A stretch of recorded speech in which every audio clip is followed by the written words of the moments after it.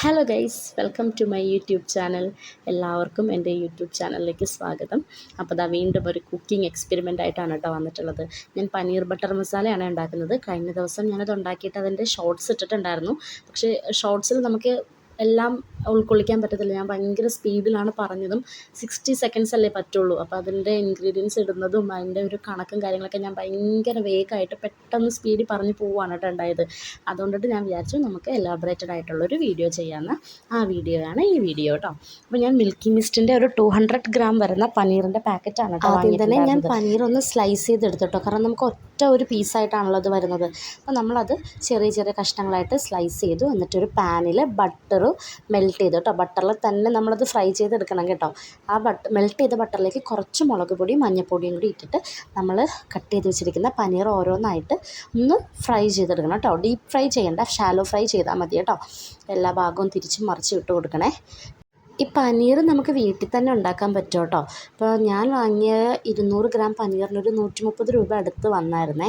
അപ്പോൾ നമ്മൾ വീട്ടിൽ തന്നെ ഉണ്ടാക്കുകയാണെങ്കിൽ ഇപ്പോൾ അധികം ആളുകളൊക്കെ ഉള്ള വീട്ടിലാണ് ഉണ്ടാക്കുന്നതെന്നുണ്ടെങ്കിൽ ഈ 200 ഗ്രാം പോരാതെ വരും. ഇവിടെ വീട്ടിൽ നമ്മൾ 4 പേരുള്ളത് കൊണ്ടിട്ട് ഞങ്ങൾക്കിത് അഡ്ജസ്റ്റ് ചെയ്യാൻ പറ്റി. പക്ഷേ അധികം ആളുകളുള്ള വീട്ടിലാണെങ്കിൽ നമുക്ക് ചിലപ്പോൾ അത് അഫോർഡ് ചെയ്യുന്നത് ബുദ്ധിമുട്ടാണ്. പിന്നെ നമുക്ക് ഫ്രഷ് ആയിട്ടുള്ള സാധനം നമ്മുടെ വീട്ടിൽ ഉണ്ടാക്കിയെടുക്കാൻ പറ്റുവാണെങ്കിൽ അതും കൂടെ നല്ലതല്ലേ.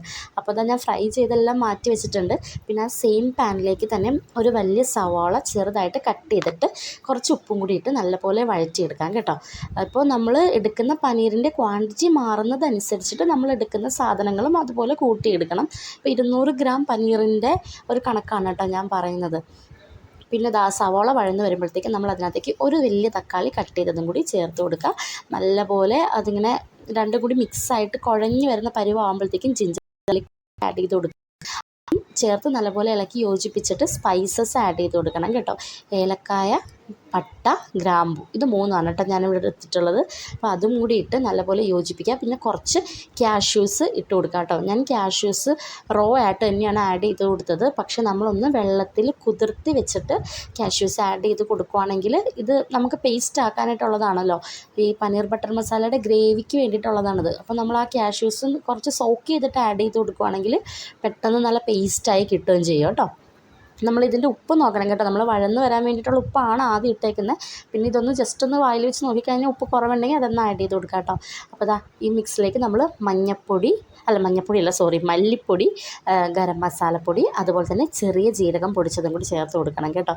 എന്നിട്ട് നല്ല പച്ചമണം മാറുന്നത് വരെ ഒന്ന് അടച്ച് വെച്ചിട്ട് നമുക്കൊന്ന് വേവിക്കാവേ. അത് കഴിഞ്ഞിട്ട് തുറന്നിട്ട് നല്ല അതിന് ശേഷം മിക്സിയുടെ ജാറിൽ നല്ല പേസ്റ്റായിട്ട് അരച്ചെടുക്കണം. പിന്നെ വേറൊരു പാനിൽ ബട്ടർ മെൽറ്റ് ചെയ്തിട്ട് ആദ്യം കുറച്ച് മുളക് പൊടിയും ഗരം മസാലപ്പൊടിയും കൂടി ചേർത്തിട്ട് നല്ലപോലെ ആ ഒരു പച്ചമണം മാറുന്നത് വരെ ഇളക്കി കൊടുക്കാവേ.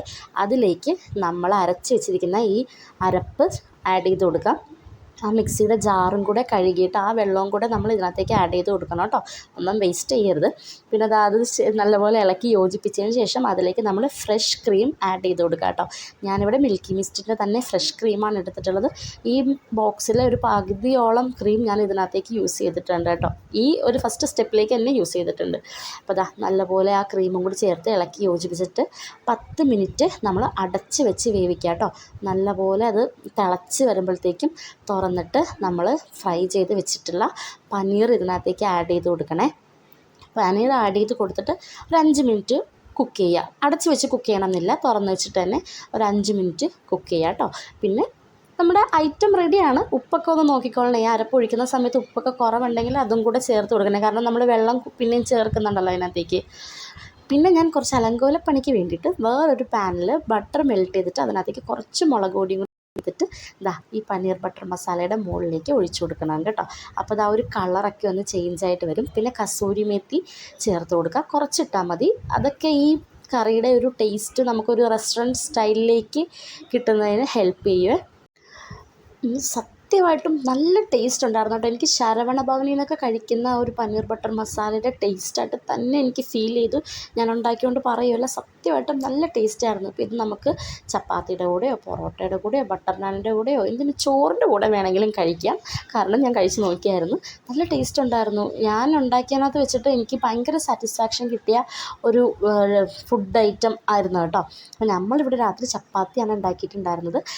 അപ്പോൾ എല്ലാവർക്കും ഇഷ്ടപ്പെട്ടു. നിങ്ങൾക്ക് ഇഷ്ടമായെങ്കിൽ വീഡിയോ ലൈക്ക് ചെയ്യാൻ മറക്കല്ലേ.